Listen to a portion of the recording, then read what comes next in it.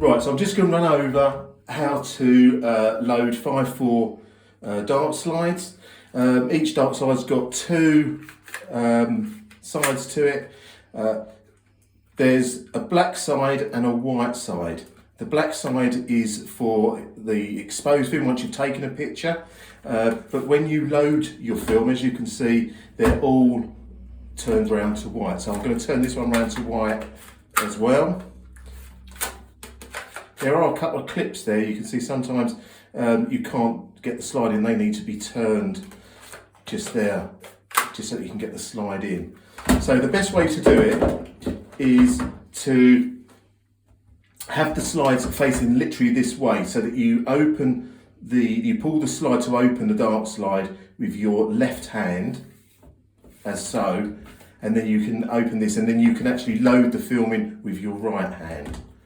Okay, so I'm only going to load two sheets of film, and the film that I've actually got is already exposed, but I didn't really want to waste any film during this operation. So basically, when you open your film, obviously you will be in total darkness.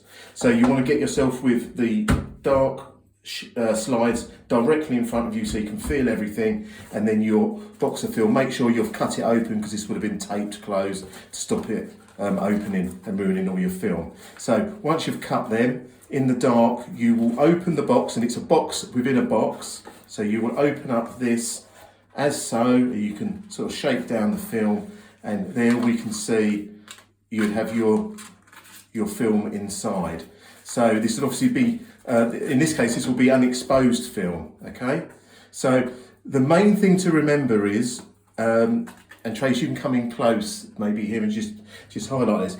On the edge of the film, you've got these notches here. These notches just tell you what actual film that is. So when you look at the, and this is quite funny because on this particular box it doesn't have the notches, but on your FP4 HP5 box you will see that there's actually a notch guide, and it will tell you what those notches correspond to, and there will be certain apertures cut out which correspond to FP4 or HP5. But when you take the film out of the box and you're ready to load your dark slides, you need to make sure that the notches are on the bottom right hand side. So just hold the film with your in your right hand, and then as long as the notches are in your right hand at the bottom and not at the top, then that is the right way round. Okay, so you've opened the box, your film's inside, check for the notches at the bottom. You're then going to take one sheet at a time. Now, what you might find is that the film is, if it's a brand new box of film, inside here the film won't just be laying in there, it'll be inside a plastic bag with some cardboard around it. So you'll need to take that out. If I've actually sorted out some film for you, it might just be loose film in a box. But take one sheet out at a time, make sure the notches are at the bottom, and then literally what you're going to do is, let's go back to the slide, is you're going to open it. Now don't pull the whole slide out, because then in the dark it's going to be very, very hard for you to find the slot to put it back in again. So you just pull it halfway out, and there's a little flap here, and then get hold of your sheet, don't forget notches on the bottom right hand side, and then just here there's a couple of runners. Can you come in close here, Trace? So there's some runners here. You can see the slide actually runs in the groove at the top, but there's actually this other little frame, these two lines, which form another slot, and that is where your film goes. So your film doesn't go in the top slot, because obviously that's for the slide. So you've opened that up. Now, if you put your fingers just like I am, you will actually be able to feel them. They're actually quite sharp, they're made of metal. So, and then what you do, your film can just slide against your fingers, and it will naturally go underneath those two ridges, okay?